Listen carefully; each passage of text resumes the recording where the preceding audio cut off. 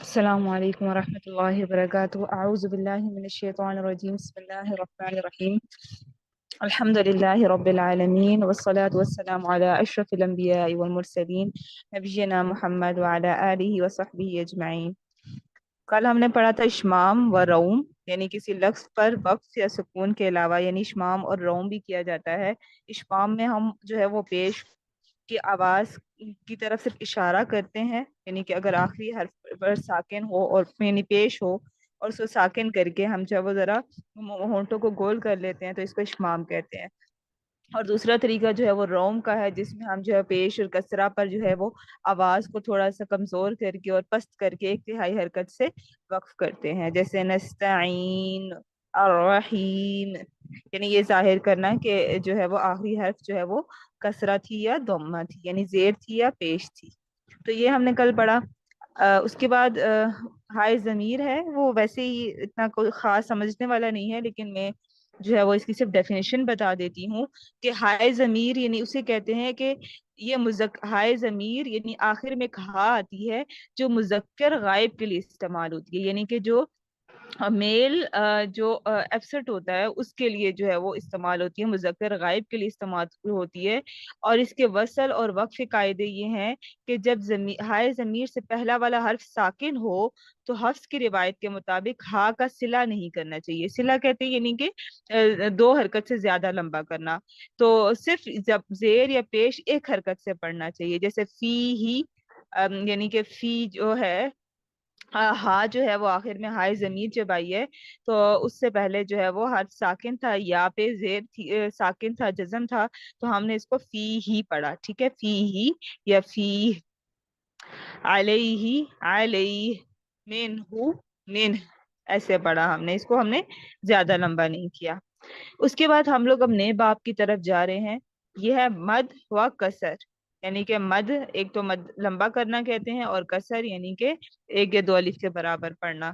تو اس کے بارے میں آج ہم اس باب کو شروع کرتے ہیں، تھوڑا آہستہ آہستہ سمجھیں گے تاکہ کہ یہ سمجھ آ جائے۔ اور مد اور کسر کی حقیقت کیا ہے؟ اس باب کی حقیقت میں اس حدیث کی بنیاد پر کی جاتی ہے، اس باب کی حقیقت، جس میں سیدنا موسیٰ بن یزید الکندی نے فرمایا کہ حضرت عبداللہ بن مسعود رضی اللہ عنہ ایک شخص کو قرآن پڑھوا رہے تھے، اس نے آیت انما الصدقات للفقراء والمساکین کو جلدی پڑھا، یعنی لفظ فقراء کو کھینچے بغیر پڑھا۔ تو اس پر حضرت عبداللہ بن مسعود رضی اللہ عنہ نے فرمایا کہ نبی اکرم صلی اللہ علیہ وسلم نے تو ایسا نہیں پڑھا تھا۔ تو اس نے کہا کہ پھر حضور صلی اللہ علیہ وسلم نے کیسا پڑھ کر سنایا؟ تو انہوں نے فرمایا کہ حضور صلی اللہ علیہ وسلم نے ایسے پڑھا انما الصدقات للفقراء والمساکین، اور یہاں انہوں نے مد کیا۔ حافظ ابن الجزری اس حدیث کو اس باب میں واضح حجت قرار دیتے ہیں، یعنی کہ یہ واضح حجت ہے کہ یہاں پر مد کرنا ہے۔ اور مد کے متعلق عموماً حقیقت امام بخاری نے صحیح بخاری میں باب مد القرات میں روایت کیا ہے کہ حضرت قتادہ رضی اللہ عنہ نے فرمایا حضرت انس بن مالک نے حضور صلی اللہ علیہ وسلم کی قرات کے بارے میں پوچھا تو انہوں نے فرمایا کہ آپ صلی اللہ علیہ وسلم مد کرتے تھے۔ تو اصطلاحی قرات میں کیا ہوتا ہے کہ حروف مدہ یا حروف لینا میں آواز کے کھینچنے یا بڑھانے کو مد کہتے ہیں۔ حروف مدہ کے بارے میں ہم نے قرآنی قاعدے میں پڑھا تھا کہ حروف مدہ تین ہوتے ہیں، الف، واو، یا۔ الف ساکن سے پہلے زبر ہو تو اس کو الف مدہ کہتے ہیں، واو ساکن سے پہلے پیش ہو تو اس کو واو مدہ کہتے ہیں، یا ساکن سے پہلے زیر ہو تو اس کو یا مدہ کہتے ہیں، جیسے با زبر الف با، با پیش واو بو، با زیر یا بی، ان کو ایک الف کے برابر لمبا کیا جاتا ہے۔ تو حروف مدہ جو ہے وہ الف، واو اور یا میں ہوتا ہے، اور یہ جو ہے اس میں کوئی مطلب کہ تکلیف نہیں ہوتی انسان کو ادا کرنے میں، اور اس کی مقدار جو ہے وہ دو حرکت یعنی ایک الف کے برابر ہے۔ ایک الف کے برابر اس کو لمبا کرنا ہوتا ہے، یعنی دو حرکت کے برابر۔ اور اس کا مجموعہ نو ہی ہا، جسے حروف مدہ کا مجموعہ کہتے ہیں۔ نو یعنی واو مدہ، ہی یعنی یا مدہ، ہا یعنی الف مدہ۔ اور اس کے نہ کرنے میں معنوں میں تبدیلی ہو جاتی ہے، جیسے لا یکلف اللہ کے بجائے لا یکلف اللہ پڑھنا، اور الرحمن کے بجائے الرحمن من، अर्रहमानु, अर्रहमानु ऐसे पढ़ना, या फिर यू की नूना के बजाय यू की नूना पढ़ना। तो यानी वाव मद्दा नहीं अदा कर रहे, अलिफ मद्दा नहीं अदा कर रहे, तो इसको मद्दे असली कहते हैं। यानी कि ये मद्दे असली है, इस मद्दे तबीई या मद्दे असली कहते हैं कि अलिफ वाव या ये मद्दे असली है। अलिफ वाव या यानी ये मद्दे असली हैं, ये असली की बुनियाद है। उसके बाद मद्दे फरई, यानी कि एक असली होता है एक फरी होता है, तो ये मद्दे फरई यानी डिराइव्ड। अब असली जो है वो तो नेचुरल है ना, और जो मद्दे फरी है वो डिराइव्ड है। अब उससे आगे तो ये किसी सबब पर मौकूफ होता है, यानी कि किसी सबब की वजह से ये मद पैदा होता है, जो कि सुकून हमजा या तशदीद हो सकता है। सुकून हमजा यानी कि हमजा के ऊपर जज़म या सुकून, या फिर तशदीद की वजह से जो है ये अदा हो सकता है। यानी कि या सुकून होगा, जज़म होगी, या हमजा होगा, या तशदीद होगा, उसकी वजह से ये मद बनेंगे। तो हरूफ मद्दा जो है वो अलिफ वाव या है, जिसे शर्त मद भी कह सकते हैं, यानी कि ये तो मद की शर्त है कि अलिफ वाव या हो। और सबब मद क्या है कि हरूफ मद्दा के बाद या सुकून हो, या हमजा हो, या तशदीद हो। तो ये एक साथ जमा होने पर किया जाता है, यानी हरूफ मद्दा के बाद शर्त मद के बाद सबब मद हो तो फिर मद बनता है। अलिफ वाव या हो, उसके बाद सुकून हमजा या तशदीद हो, तो फिर मद बनते हैं। तो मद की आगे किस्में हैं, मद फरई की 5 किस्में हैं। मद वाजिब या मद मुत्तसिल, मद जायज या मद मुनफसिल, मद सिल्ला या तलफ्सी, मद आरिज, मद लाजिम। ये 5 मद हैं। तो उसमें से आज सिर्फ हम एक मद पढ़ते हैं, मद वाजिब या मुत्तसिल।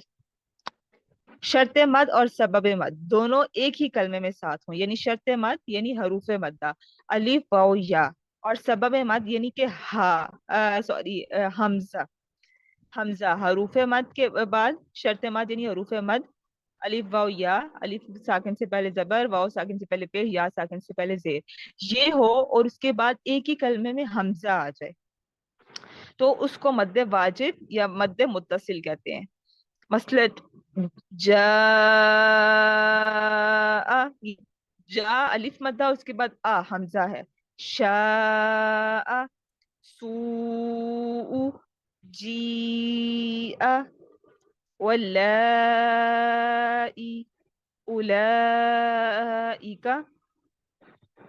तो खड़ा जबर है, तो खड़ा जबर भी हरूफ मद्दा के बराबर होते हैं। खड़ा जबर खड़ी जेर उल्टा पेश ये हरूफ मद्दा के बराबर होते हैं। अगर खड़ा जबर खड़ी जेर उल्टा पेश आ जाए तो तब भी आप समझे कि हरूफ मद्दा है, उसके बाद हमजा आ रहा है तो मद्दे वाजिब हो रहा है। इसका नाम मुत्तसिल इसलिए है कि शर्त और सबब मद एक ही कलमे में एक साथ जमा है, यानी कि हरूफ मद्दा और जो हमजा है वो एक ही कलमे में एक साथ जुड़े हुए हैं, मुत्तसिल जुड़े हुए को कहते हैं, इसलिए जो है इसको मद्द मुत्तसिल कहा जाता है। और मद्द वाजिब इसलिए कहा जाता है कि तमाम कुर्रा यानी सबा व अशरा इस पे मद करते हैं। जो सबा की रात है या अशरा की रात, जितने उलमा है, सबा उलमा या फिर अशरा उलमा, वो सब इसको मानते हैं और इस पर मद करते हैं। और इसकी मिकदार सैयदना हफ्स रहिमहुल्लाह के यहाँ 2 या 2.5 अलिफ के बराबर है, यानी कि इसको 3 से 4 अलिफ के बराबर, ये 4 से 5 हरकतों के बराबर लंबा किया जाता है, तो 2 या 2.5 अलिफ के बराबर। लेकिन अगर कुछ 2-3 लफ्ज हैं जहाँ पे जैसे मलाइही और मलाइहिम वगैरह पे मद वाजिब नहीं होगा, क्योंकि जहाँ ये अलिफ लिखा हुआ है जो शर्त मद है अलिफ मद्दा, ये अलिफ पढ़ा नहीं जाता। इसलिए किसी मतलब कि कलामुल्लाह में ऐसे अलिफ पर अलामत एक्स यानी क्रॉस लगाया होता है, या सुकून जैसे ओ लिखते हैं इसके ऊपर, ताकि इससे वाजे हो जाए कि ये अलिफ जो है जो मला ही के साथ लिखा हुआ है, इसको मला ही नहीं पढ़ते हैं, मला ही पढ़ते हैं। यानी कि ये ऐसा हर्फ है इसके साथ ये अलिफ लिखा तो जाता है लेकिन पढ़ा नहीं जाता, तो इसलिए इसके ऊपर गोल दायरा सा कुरान में डाल देते हैं कि जिससे पढ़ने वाले को पता चल जाता है कि ये अलिफ तो लिखा गया है लेकिन पढ़ा नहीं गया, जिसको मद्दे वाजिब या मुत्तसिल कहेंगे। इसमें मलाइही और मलाइहिम जैसे अल्फाज पे हरूफ यानी कि मद्दे वाजिब या मुत्तसिल नहीं होगा। उसके अलावा जो है हरूफ मद हो, अलिफ वाव या, अलिफ से पहले जबर, वाव से पहले पेश, या से पहले जेर, ये मद हो, हरूफ मद हो, उसके बाद उसी कलमे में साथ में हमजा हो, तो वहां पर ये मद करनी है, और ये लाजमी मद है, इसको जरूर करना है, और इसको 2 या 2.5 अलिफ के बराबर खींच के पढ़ना है। تو یہاں تک ہم نے یہ آج کا لیسن کیا ہے الحمدللہ. اب یہ جو ہے آپ نے انشاءاللہ اس کو پڑھنا ہے اور پھر انشاءاللہ اس کو سنانا ہے. بہت زیادہ جو ہے وہ فرد آپ لائیو کلاس تو لے رہی ہیں لیکن آپ آڈیو بالکل نہیں بھیج رہی ہیں. اور باقی یہ ہے کہ آڈیو کے لحاظ سے بچے بہت سلو ہو چکے ہیں اور شاید سن رہے ہیں سب لیکن سنانے میں سب بہت زیادہ ویک ہے. تو بس اللہ تعالیٰ سے یہی دعا ہے کہ جو کچھ پڑھا ہے اس پر عمل کرنے کی توفیق دے اور اسی طریقے سے پڑھنے کی توفیق دے. تو یہاں پر اینڈ کر لیتے ہیں. وصلی اللہ علی نبینا محمد وعلی آلہ وصحبہ اجمعین. سبحانک اللہم وبحمدک اشہد ان لا الہ الا انت استغفرک واتوب الیک. السلام علیکم ورحمۃ اللہ وبرکاتہ.